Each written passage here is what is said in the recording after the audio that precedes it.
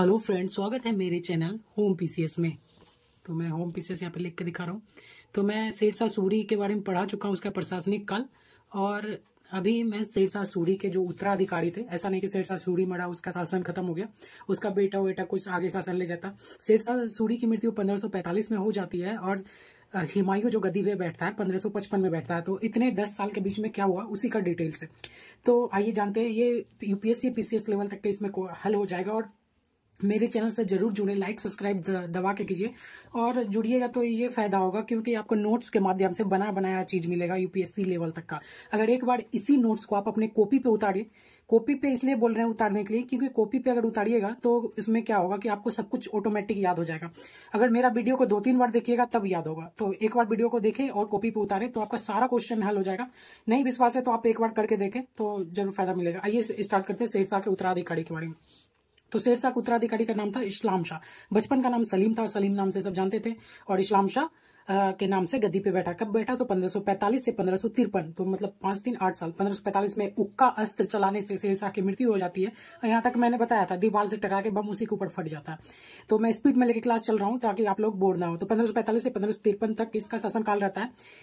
1545 मई शेरशाह सूरी की मृत्यु के पश्चात उसके उत्तराधिकारी का प्रश्न उठ खड़ा हुआ। तो शेरशाह जब मर जाएगा तो उसके स्थान पे कोई गद्दी बैठना चाहिए ना, तो उत्तराधिकारी प्रश्न उठ खड़ा हुआ। शेरशाह ने अपनी मृत्यु के पूर्व भी अपने ज्येष्ठ पुत्र आदिल खां को अपना उत्तराधिकारी घोषित कर दिया था। तो ज्येष्ठ पुत्र का नाम क्या था?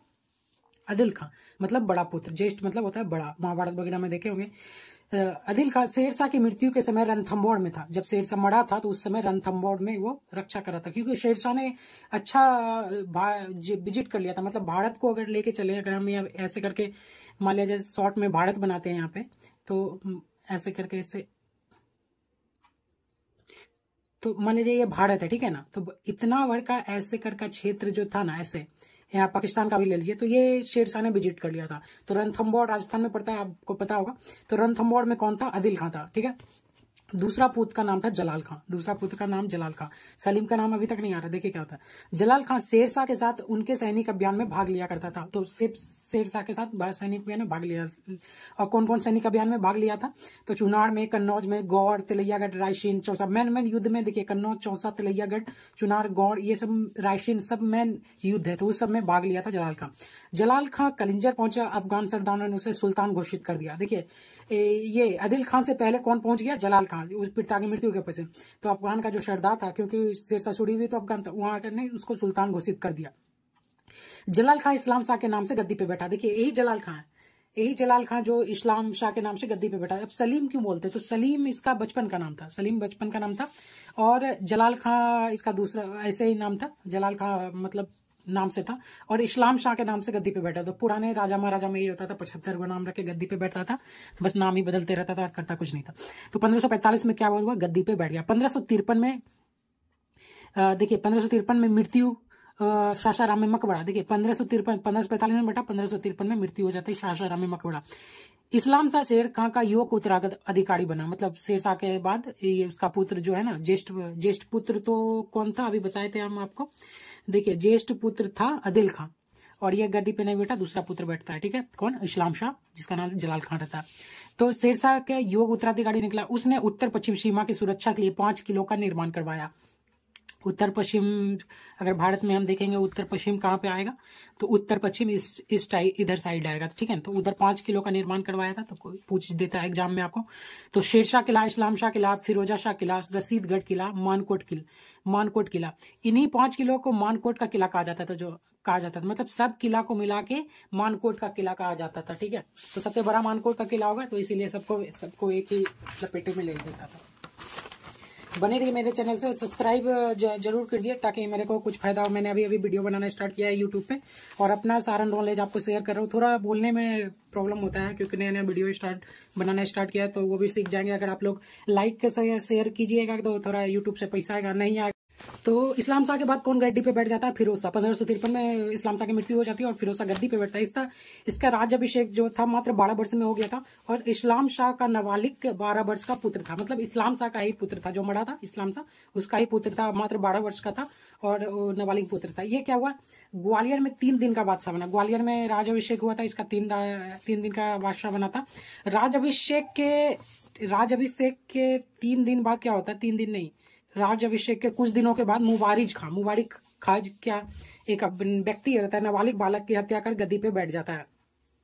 जैसे ही गद्दी पे बैठता है तो मोहम्मद शाह आदिल, जो शेरशाह सूरी का ज्येष्ठ पुत्र था, नाम से गद्दी पे बैठता है। सॉरी यहाँ पे थोड़ा मिस्टेक हो गया, मैं सही बता रहा हूँ लेकिन थोड़ा सा समझने में दिक्कत हो गया।